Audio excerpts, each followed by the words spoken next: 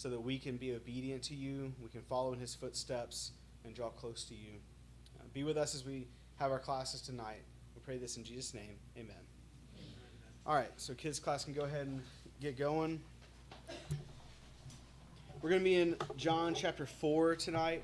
And I'm not saying that's like the only place that we will go, but that's the only place. I turned it on. That's the only place that I plan for us to go. I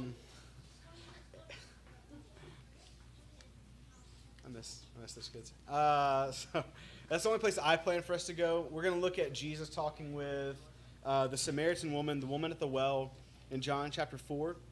And the whole point is to see how Jesus spoke with her, okay? So last week we talked about how we need to show love like Jesus. Anybody remember one of the main examples that we looked at from the Gospels last week?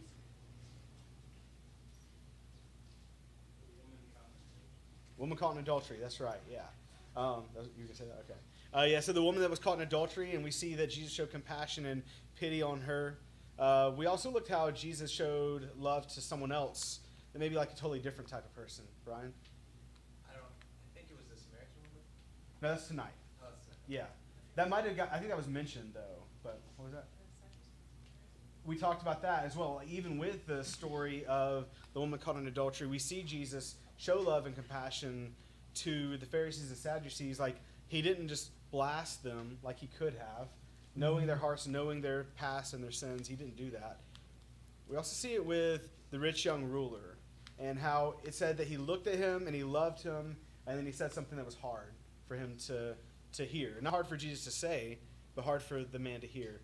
So that was what we looked at last week. This week, it's really just looking at the conversation in John 4.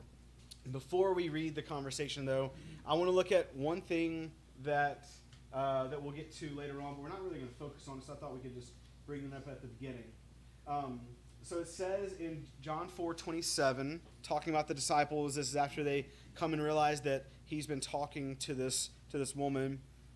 It says that they marveled that he was talking with a woman, but no one said, "What do you seek?" or "Why are you talking with her?" I think this is kind of interesting for a few reasons. Because if you remember, like our first class, we talked about how we need to try to think like Jesus. See people the way he sees them. We can't be like him exactly because like he knows people's hearts. We don't know people's hearts. He is able to perceive things that we can't always perceive. But I think that this one verse, the disciples' response, shows that they still have work to do to see people the way Jesus sees people. Because they see this happen, and they're like, why would he be talking to her, right? Well, like, we don't need to have that response. We don't need to think like they were thinking. Not totally hating on them. I'm just saying, like, they did not fully understand how they needed to perceive people and see people. So we need to be different. We need to be more like Jesus. The conversation that Jesus has is one that people would not anticipate he speak with her, right? Like, they would think that's strange. We should anticipate having conversations with people that feel strange sometimes. Like, and maybe even other people think that's weird that you are talking to this person. Like, y'all don't seem like you have anything in common, or this seems like to be a mismatch. But we should anticipate having conversations that are surprising like that. And then the last thing is just that the way we handle these conversations and treat people, it can show us to be more like Christ, and therefore can help us share the gospel more because we're showing grace and truth to more people. So just wanted to bring that up at the beginning, that I felt like that one verse shows some insight into the disciples that is probably pretty typical, but we don't need to have the same mentality they have. We need to learn from Jesus the same way they were learning from Jesus. So, all right, let's go ahead and get into John 4. I'm going to just break this up into two different parts. We're going to look at the full conversation that Jesus has with a woman, so that's 1 through 26. And then we will talk about that, and we'll have some questions about it. And then we'll finish up the interaction and go all the way through verse 42 in just a second. So let me get two people that don't mind reading. We get one person read 1 through 15, and someone else read 16 through 16 through 30. We'll just do that. So Eric, you got 1 through 15, and Jason's got 16 through 30. So we'll be in John 4, and then we'll read the first half, and then we'll talk about it. Therefore, when the Lord knew that the Pharisees had heard that Jesus made and baptized more disciples than John, though Jesus himself did not baptize but his disciples, he left Judea and departed again to Galilee. But he needed to go through Samaria. So he came to a city of Samaria, which is called Sychar, near the plot of ground that Jacob gave to his son Joseph. Now Jacob's well was there. Jesus, therefore, being wearied from his journey, sat thus by the well, and it was about the 6th hour. A woman of Samaria came to draw water. Jesus said to her, "Give me a drink," for his disciples had gone away into the city to buy food. Then the woman of Samaria said to him, "How is it that you, being a Jew, ask a drink from me, a Samaritan?" For Jews have no dealings with Samaritans. Jesus answered and said to her, "If you knew the gift of God, and who it is who says to you, 'Give me a drink,' you would have asked him, and he would have given you living water." The woman said to him, "Sir, you have nothing to draw with, and the well is deep. Where then do you get that living water? Are you greater than our father Jacob, who gave us the well, and drank from it himself, as well as his sons and his livestock?" Jesus answered and said to her, "Whoever drinks of this water will thirst again, but whoever drinks of the water that I shall give him will never thirst. But the water that I shall give him will become in him a fountain of water springing up into everlasting life." The woman said to him, "Sir, give me this water that I may not thirst, nor come here to draw." Jesus said to her, "Go call your husband and come here." The woman answered and said, "I have no husband." Jesus said to her, "You have well said, 'I have no husband.' For you have had 5 husbands, and the one with whom you now have is not your husband. In that you spoke truly." The woman said to him, "Sir, I perceive that you are a prophet. Our fathers worshipped on this mountain, and the Jews say that in Jerusalem is the place where one ought to worship." Jesus said to her, "Woman, believe me, the hour is coming when you will neither on this mountain nor in Jerusalem worship the Father. You worship what you do not know. We know what we worship, for salvation is of the Jews. But the hour is coming, and now is, when the true worshipers will worship the Father in spirit and truth. For the Father is seeking such to worship him. God is spirit, and those who worship him must worship in spirit and truth." The woman said to him, "I know that Messiah is coming, who is called Christ. When he comes, he will tell us all things." Jesus said to her, "I who speak to you am he." And at this point his disciples came, and they marveled that he talked with a woman. Yet no one said, "What do you seek?" or "Why are you talking with her?" The woman then left her water pot, went her way into the city, and said to the men, "Come see a man who told me all things that I ever did. Could this be the Christ?" Then they went out of the city and came to him. All right, so we talked about this before, not that long ago, because we are finishing up the Gospel of John this next Sunday anyway, so we've obviously talked about this story. It's an unlikely conversation. Jesus is in an unlikely place, talking to somebody unlikely, right? And he handles it in a way that I would think is also unlikely. It's kind of a little bit strange to me, but I think there's some really good lessons that we can learn from that. So let's just start with this question. How did Jesus begin this conversation? Like, what do you notice about how he begins the conversation? He asked for something. He asked for something, right? Is that how you, like, walk up to a stranger usually? No. I mean, that's not how I start something. I mean, especially if it's, like, I guess if it's a worker, it'd be like, "Can I get more drink?" Or whatever. But, like, some random person, like, that's kind of strange, right? Anybody else notice how he begins the conversation? Does he ask her name? Doesn't say it. Does he introduce himself? Doesn't say it. I mean, like, it just doesn't say it. So we're left just to kind of work with what we have. So yeah, I think that's kind of interesting. So how about the second part of this? So how can we apply this in our life?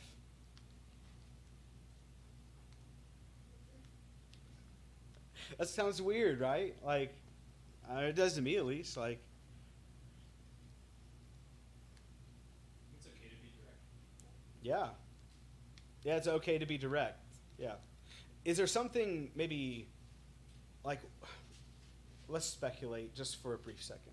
We do that every now and then. Sometimes it's not as productive. But why do you think Jesus begins this conversation this way?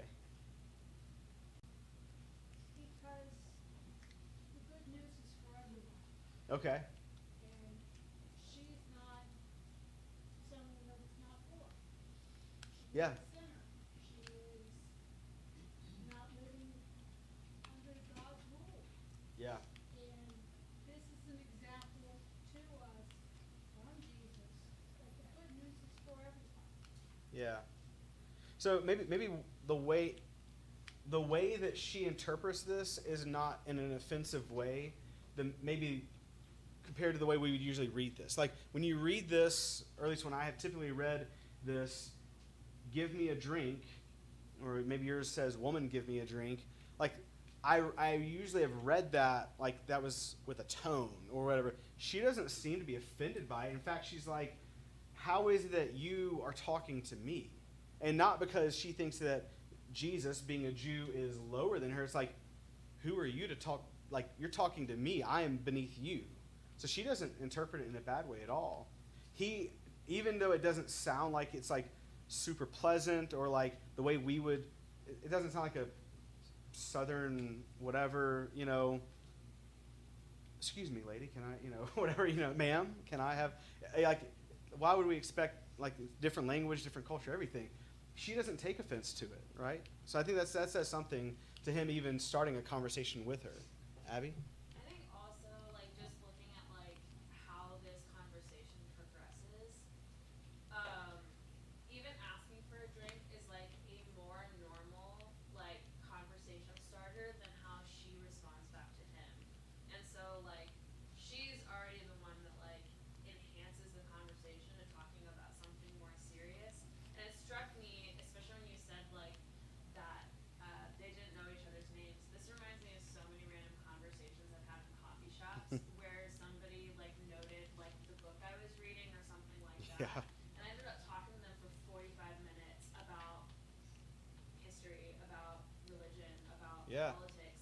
Some like really intense conversation that like not only did neither of us intend for that conversation to happen when we just made the comment, but also either I didn't know their name until the very end of the conversation or like I never knew.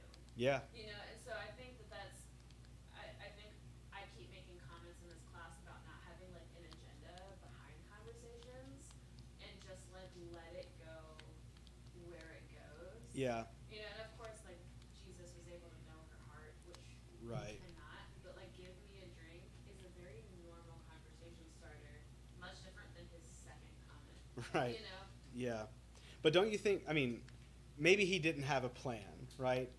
I think he had that. But like he's the one that takes like after she kind of brings up something that like to your point is like a little bit maybe odd, in some ways, but she's making like a observation like how is it that you're talking to me like your kind of people don't have anything to do with like my kind of people usually. Like the next thing that he says is if you knew the gift of God and who it is that's saying to you give me a drink, you would have asked him and he would have given you living water. Like now that's just really it spiraled quick to like something that makes no sense for her, but obviously like Jesus is going to expound. He's going to like he's building a conversation. Anybody else on like maybe how we can apply this? Now that we've talked about this a little bit more, how can we apply this to us? How can we be like Jesus and have conversations like this? Kelly? It's a very, water has something in common with all people. It's a common, not ordinary, but it's something we have in common. So there are a lot of things that the weather just comes to my mind immediately. Yeah. But any type of conversation can develop, as Abby would say. And, Exactly. And he just, once you interact with somebody, then it requires a response of some sort. Whether Yeah. it's ignoring you or engaging you, they still have to respond. So it's Yeah. as simple as, figure out something and say something. Yeah. Yeah. Yeah. I would say maybe nobody is not worth talking to. Even like, this example would be like more akin to us. Like maybe the cleaning lady in your building. Like there is no person, like stranger or not, that's like not worth speaking to or taking opportunities Yeah. to even have a type of conversation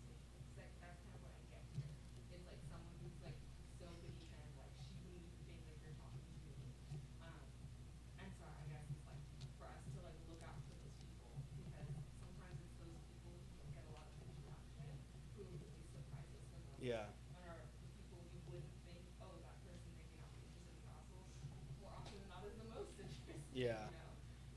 Just based Yeah. on make assumptions. No, and like, so if maybe you're someone who is a little bit more socially awkward, is that an acceptable phrase to use? I don't know. Then maybe the way you think to apply this to a cleaning lady is you're just like, oh, let a good vacuum. I don't know. And maybe that's not the best thing, but like try something, you know, like take what's in their hand, what they're working with that they know a lot about, and like find a way to have that start a conversation. Like he had to observe something about her to say, give me a drink. He saw you have something to get water out of this well with. Give me a drink. So like maybe it is the weather because it's like someone walks in to a coffee shop, they have an umbrella because it's pouring outside. Be like, but it's crazy. I mean, I bet you're glad that you remember to bring an umbrella today. That might lead to nothing. They might be like, yeah, and then that's it. But you don't know. I'm playing that out because I think that's happened. I think I've been that person. It's like, yeah, thanks. I want to go have my coffee, But you don't know. He set her up. Yeah. Day one. He set her up. Yeah. Give me a drink. Yeah. So right away she's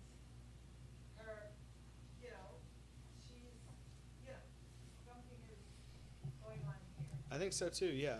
He set the tone of the conversation so that she had to answer, not with one word, but, Yeah.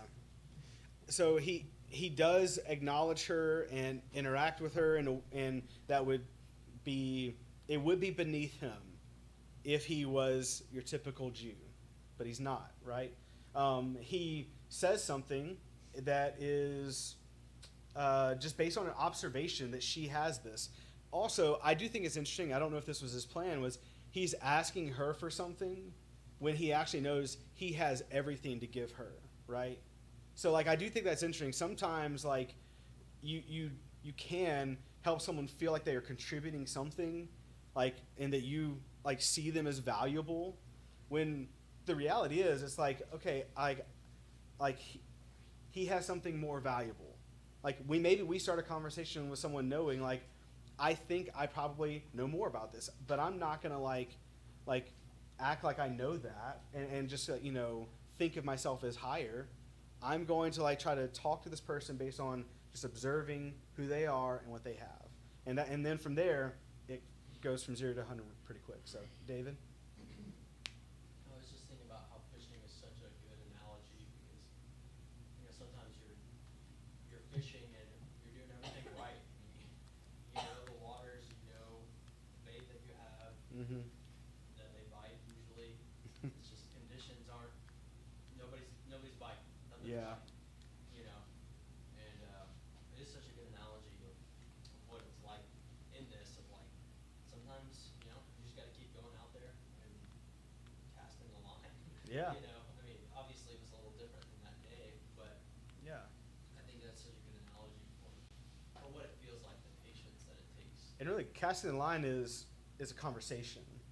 Right. Right. Initially, right? Like we also know that like casting the line, we're trying to like talk about spiritual things, but initially when we're talking about it in this context, I think it's like just conversing and like actually having opportunities to talk to people, right? Yeah, It Lindsay. takes actually casting the line. Yeah, you got to do that. Yeah. Did you raise your hand, Lindsay? Yes, sir. Okay. You say yes, sir. No, I said yes. Oh, okay. I was like, that was weird. It's like, I don't like that. Woman, you have a question? I didn't say that. I don't think this conversation is as aimless as it seems, because he starts with the drink thing and then drives into living water. Yeah. In the sermon I heard, not here, on Sunday,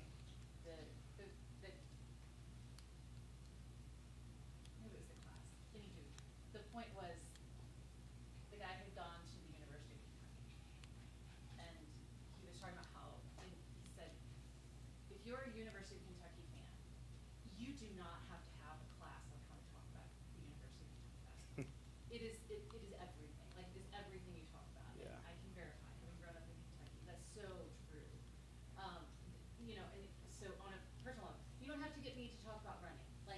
are we talking to each other? I'm probably gonna talk to you about money. Yeah. Because I love it so much. He was going to drive to something spiritual based on, like, from the very get-go. And I think for me, that's the lesson. That whatever the opener is, like, if I am as passionate about sharing the gospel, and I say this sometimes very convicted both by that UK thing, because it's true, but also by this, like, it was time for him to share this message. So it was very, both natural and targeted. Like, Yeah, it's give me a both. drink, here's the water, and by the way, we're gonna talk about the living water. Right. You know, and so there's, one of the things about this, like, there's no, like, none of it is superficial. Like, he goes deep and fast and on a very natural thing. So to me, I'm like, am I just like, I like your dress. Maybe one day we'll be friends and I can share the gospel with you. Or am I, or am I actually trying to, like, Yeah. share the gospel? So. And there might be a lot of times where that's, like, you are just like, oh, I like your dress, because you are so uncomfortable with, like, you don't know the next thing to say. Right. But, like, But that's where I go, am I as passionate that's true. about sharing the gospel as a UK fan? Am I as passionate about sharing the gospel as I am about, like, telling you should go, like, run a race?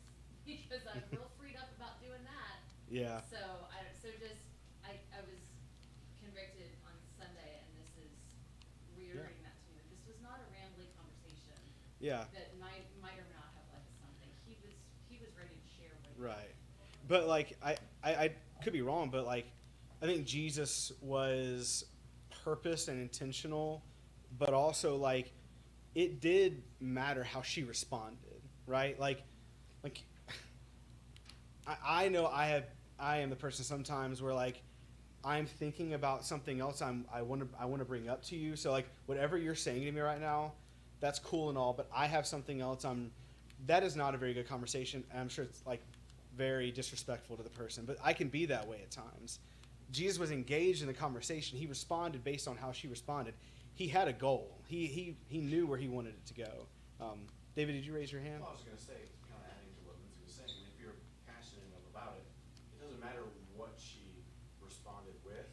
He probably could have steered it that direction. Yeah. Well, the water's not very good. Well, let me tell you about the water it is. Right, Or right. this is really refreshing water. Let me tell you something about what is really refreshing. Sure. Do you know what I mean? Like, Yeah. if you're into it, then you would come up with something. You would find that angle. You'd find that relationship building Yeah. point to add on. Yeah.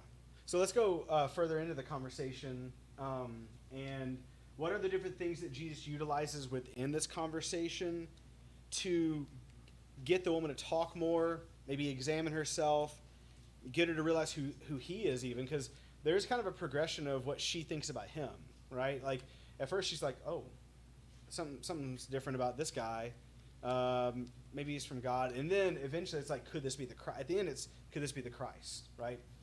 So what does Jesus utilize in this conversation to drive it certain ways, to get her to talk about herself, things like that? Point blank, he asked her to bring her husband. Yeah.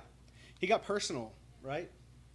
Actually, yeah, we're going to get to that in a second. But yeah, I mean, he asked her point blank, right? What else does he do?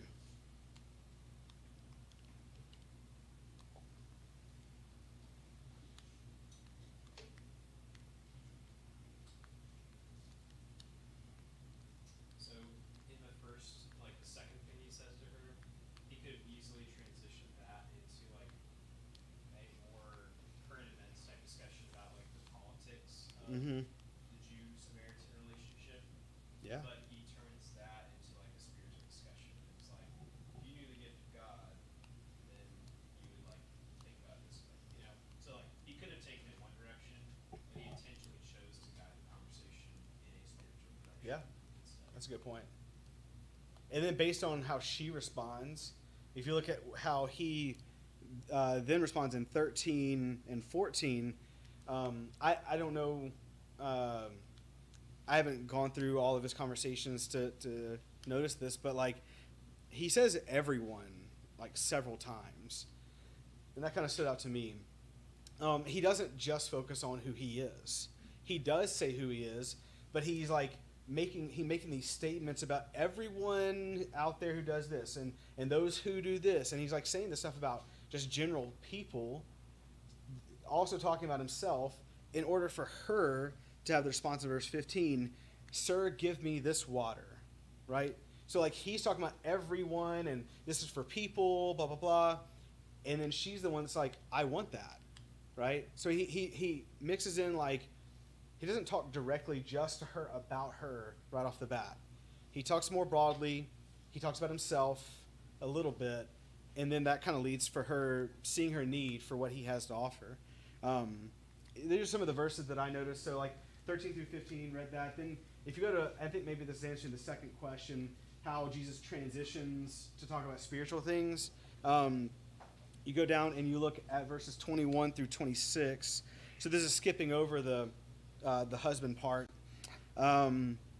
She says, "I perceive you're a prophet," in verse 19. Then it seems like she has a question or a concern about like spiritual things, right? And so she says something about worshiping on this mountain, whatever.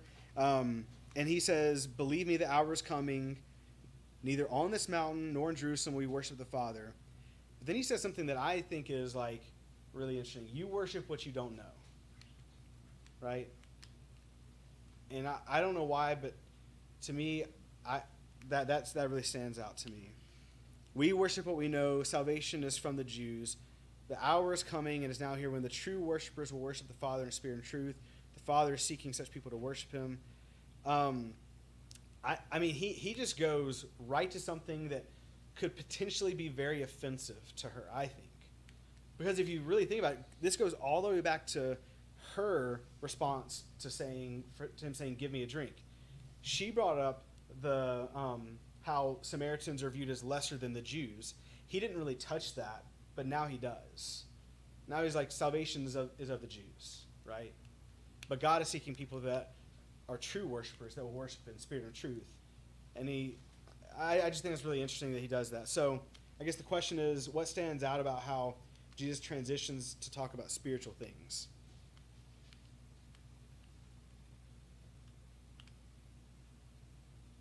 I think this is kind of where I do struggle sometimes, where it's like, well, we need to be more like Jesus when we have these conversations, and it's like, but he is directly, like like with Nicodemus. Here, let me ask you this question. I'm not going to answer that. I'm going to answer the question you really have. Yeah. I can't do that. Like I can't, Right. I don't know what's in her heart.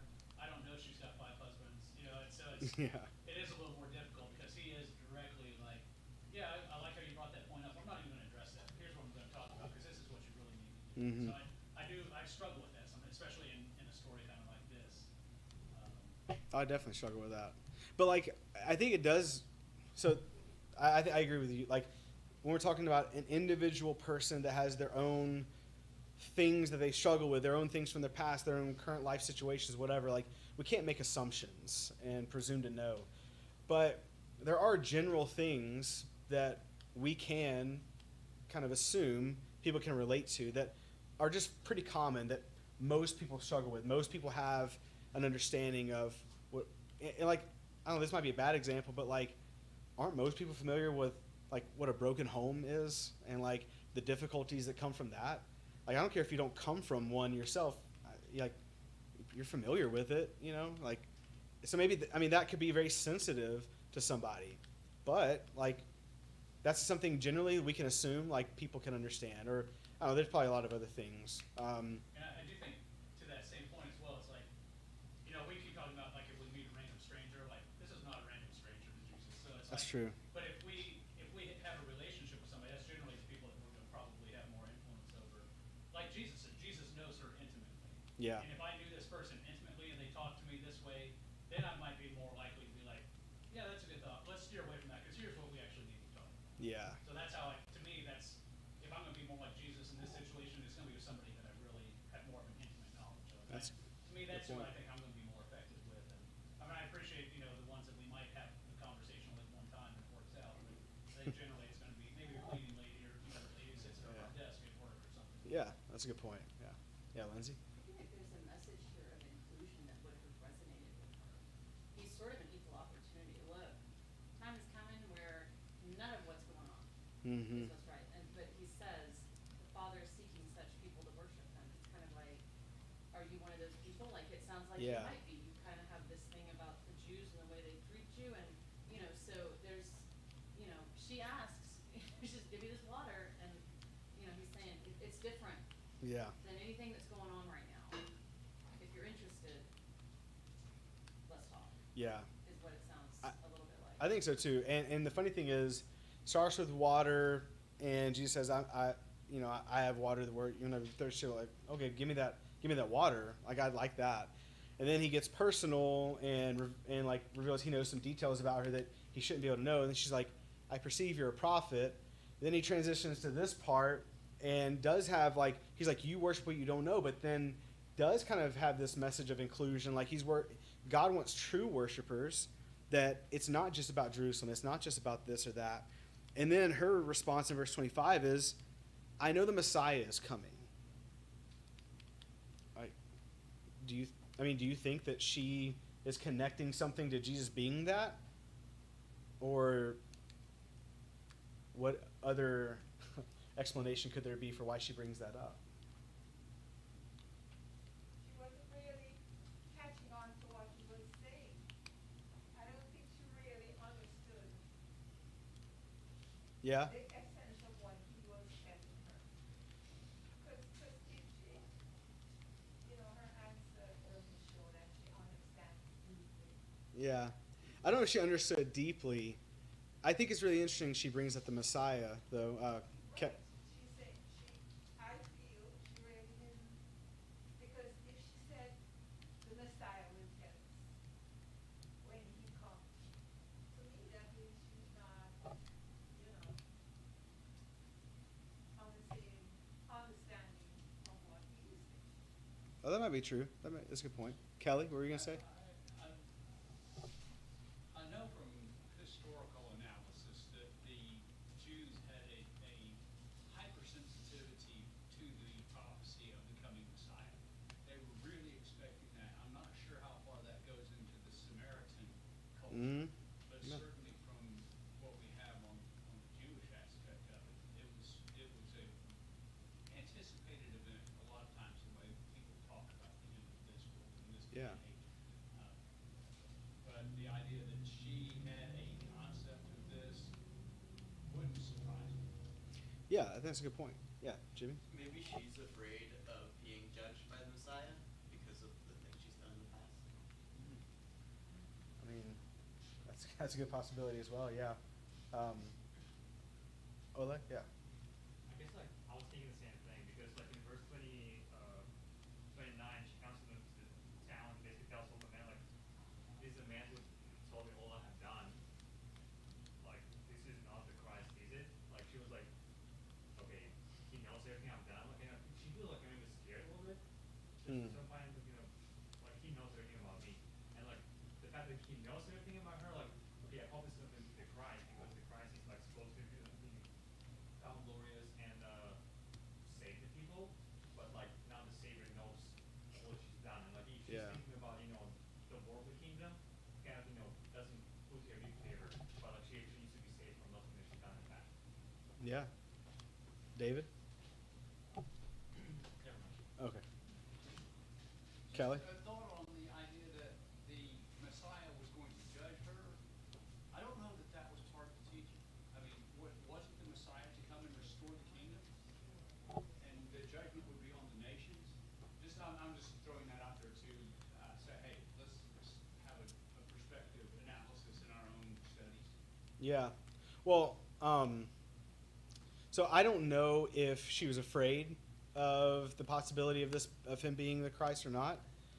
I know that he didn't say anything about looking for the Messiah or the Christ. She did.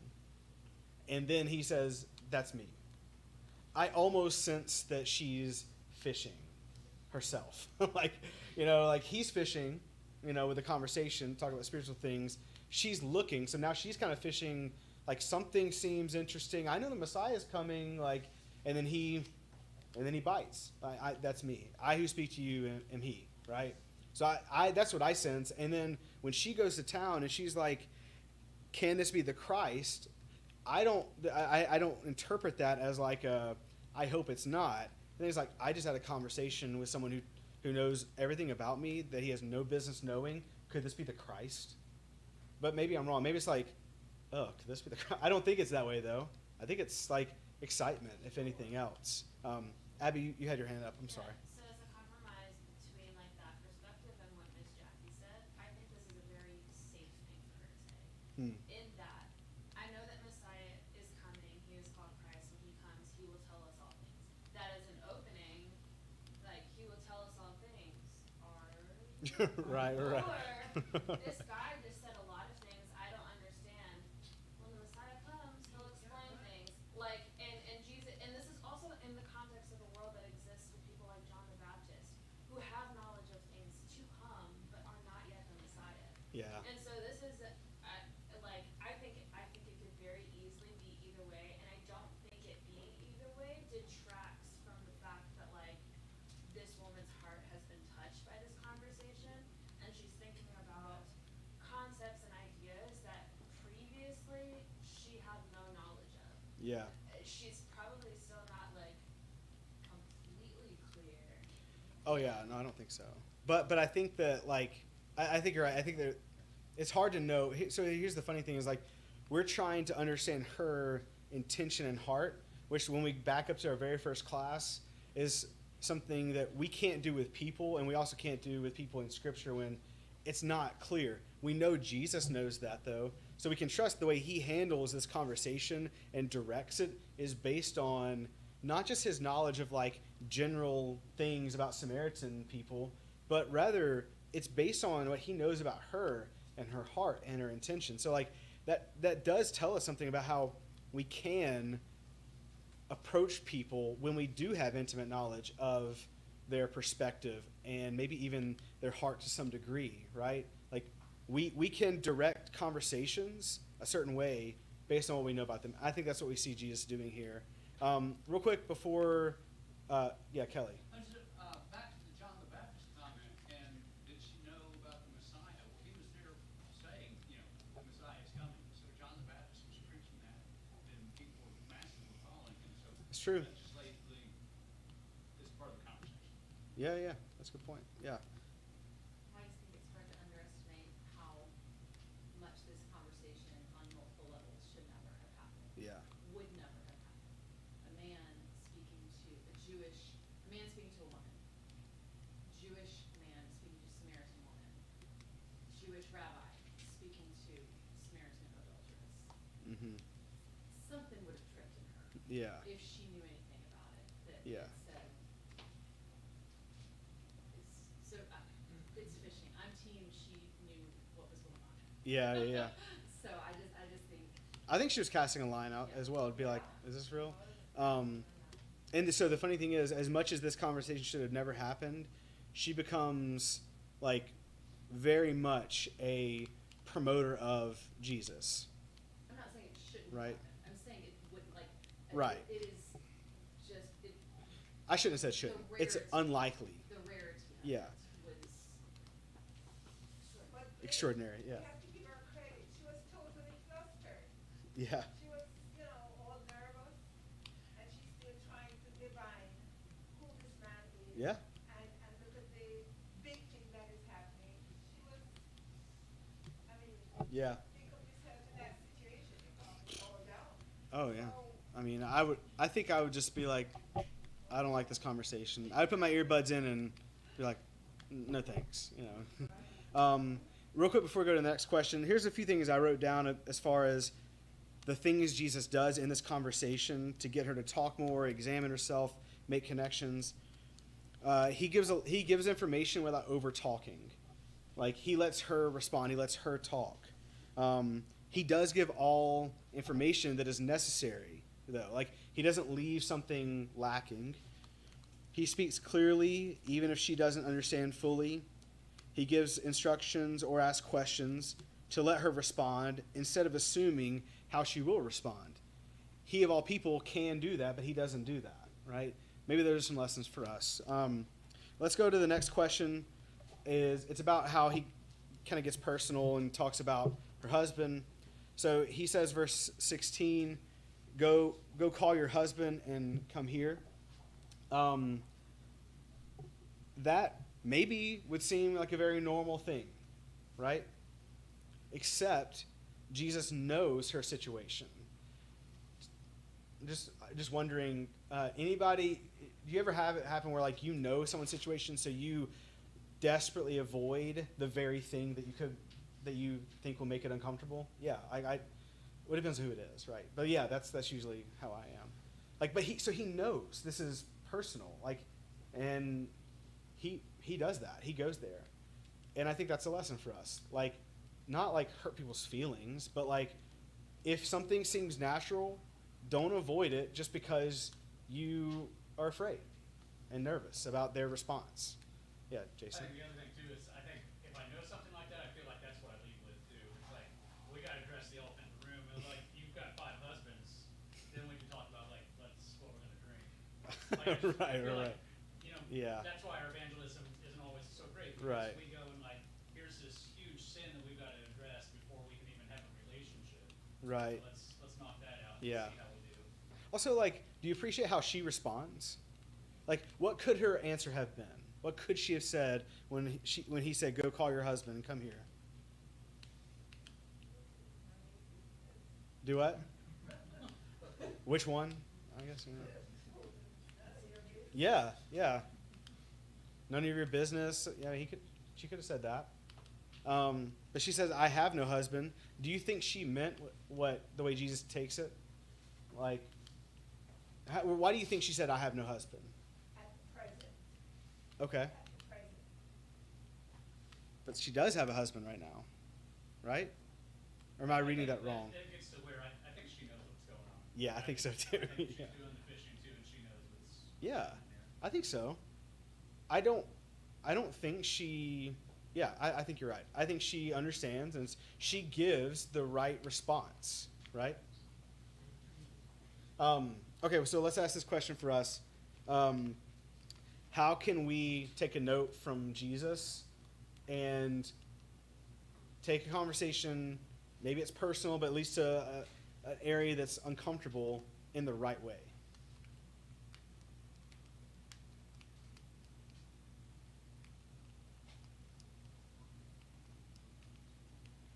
I think, like you said, it really depends on how well you know the person. Mm-hmm. Because there are times where it's like, hey man, like, why haven't you been going to church? Yeah. You know, like Yeah. more direct, or Yeah. something like that. That's way more direct than I would be. Yeah. Maybe a coworker who I have a fairly good relationship with, but don't really have that kind of relationship, you know. Yeah. But It depends on the relationship with the person, right? Yeah. I think people can tell when you're being genuine when you ask them questions like that and what your attitude and motivation is behind it, or if you're like trying to judge them for what they're doing. Yeah. Yeah. So like that's kind of a delicate balance of like calling out things the way they are, saying things that we know without like this judgment that places us higher than them, right? That's kind of a hard thing to do. And sometimes we're so afraid of it that like we back off totally from even potentially coming across as judgmental, and like so that means we kind of do like not say some things that maybe we should say sometimes. But like Jesus gives a really good example of how to do that. Like he's already shown that he is considerate of her. He's engaged with her in a way that like would be unlikely or extraordinary, I think was the word David used. Like, so she knows that like he's not just looking to like totally make her feel like an awful person, right?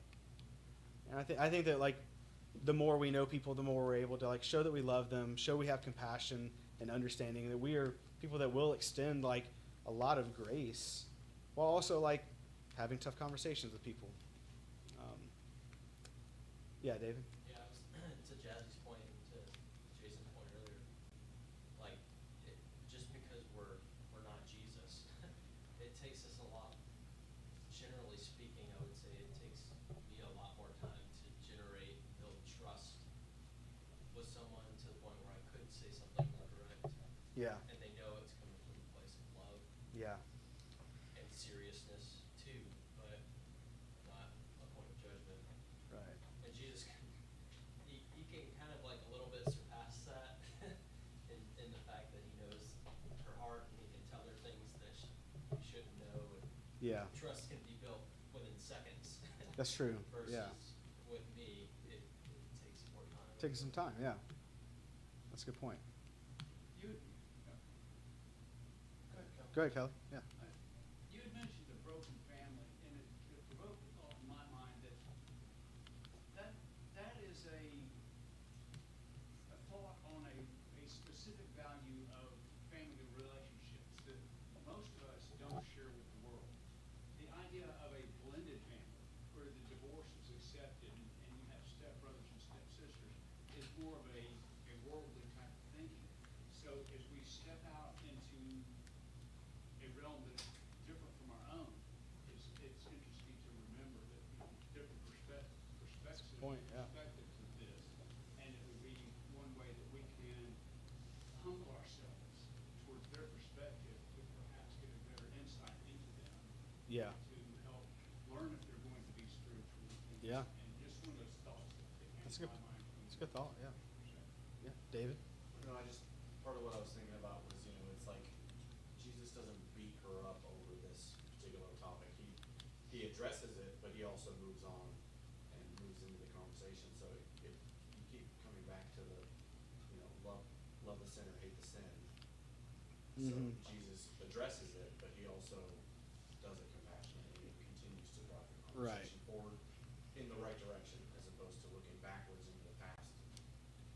He addresses the issue Well, and moves forward. I think that's a great point. Like, his point in talking with her is not so that she feels bad and it's confirmed to her that she's a sinner. Like, his point in talking to her is for her to come to an understanding, like, could this be the Christ? I think that's why Jesus is doing any of this. Isn't that why he's even, like, kind of come to earth and is talking with anyone? Is like, so that they will come to an understanding that he is the Christ. So I think it's a really good point. All right, last question on this section, and really it's kind of the last question for the class. And we're going to have one wrap-up question. So what stands out to you about where Jesus starts in the conversation and where it ends up?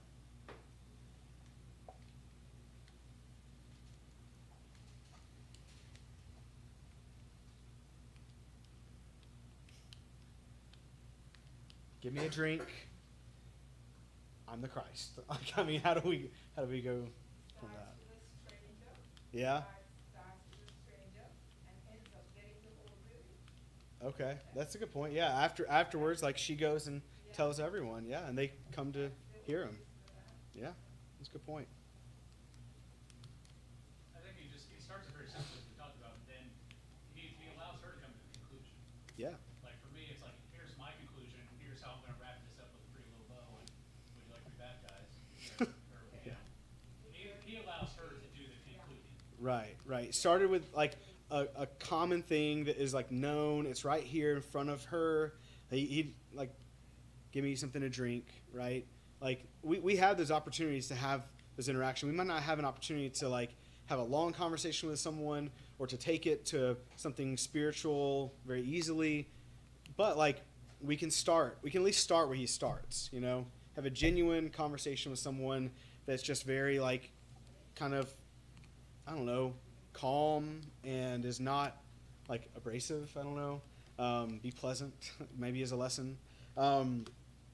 So I think the kids, I saw one of them pop their head around. So let's just ask this. How did his conversation with her influence her message?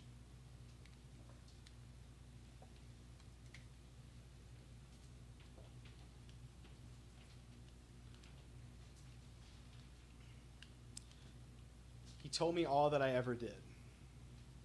Well, like, we don't have that recorded, that he told her all that she ever did. But this actually reminds me of what Jesus says to Nathanael. Because Nathanael was, like, questioning, is this really the Messiah? And then he was like, yeah, I saw you under the fig tree. And he's like, whoa, you must be like the guy then. he's like, you think that's impressive because I said I saw you under the fig tree? Like, just wait and see, you know? Like, I think that there's something really, really cool to notice that, like, her message was totally based on her conversation with him and her interaction with him. And, like, that's all she said. Like, her message to other people was, this is what happened. This is what I know about Jesus, this guy that asked me for a drink. And when we think about our conversation with people, like, we should be able to talk to them about what we know about Jesus, like, and just kind of, like, say that, you know? Anyway, so I think at the end we should be like the Samaritan woman, is the funny thing. Like, I know this whole thing is about being like Jesus in our conversations, but really in the end, like, we're supposed to be the Samaritan woman, where we understand this is the Christ, and here's, like, what I know about him. Now let me go tell my village, right? So that they will want to go find out for themselves. And that's kind of the cool twist in this John 4 story. So, any final comments before we wrap up with a prayer? Sorry I left the kids standing out there so long. All right. I know that, yeah, Ryan? I just wanted to say, I think that what you said at the end is pretty insightful, just in the idea of, like, this woman came to know the Christ because Jesus progressively revealed himself to her. Mm-hmm. He told her about himself, told her, and kind of created the understanding that, like, I know you, I don't judge you, you're an equal to me, and that we're having this conversation. So, like, there's progressive little gospel truths that are revealed just in this conversation, to the point where the woman can make her own realization. Yeah. And in the same way, our understanding and imitation of Christ, if we open ourselves up and allow ourselves to be vulnerable and let people get to know us and reveal the truth that we know, that hopefully will lead them to be asking about Christ as well, Yeah. and not be forcefully pushing a message upon to them. Yeah. That's a great point. Yeah. All right. Well, that's it for tonight. I'll go ahead and wrap this up with a prayer. I know there's several people that are traveling or about to travel. Deacon, yeah. I'm going to Pocono tomorrow. Pocono? Yeah. Nice. Okay. All right. You gonna be gone next Thursday too? No. Oh, okay. Well, hopefully we'll see you next Thursday then. So, Somewhere up in Pennsylvania. the mass, y'all are leaving Sunday?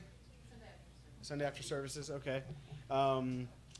Liz and I will be gone to Tennessee this weekend.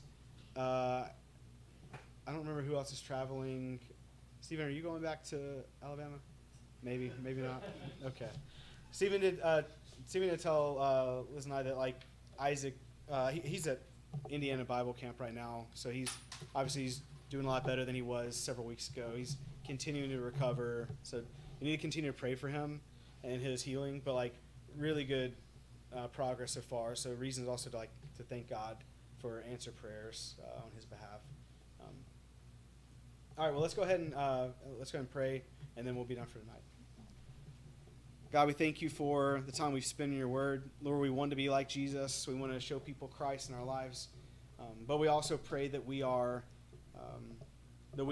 seeing him clearly, that we are approaching him honestly with sincere hearts, and that we are humble people that are trying to understand your love and your truth so that we can be changed by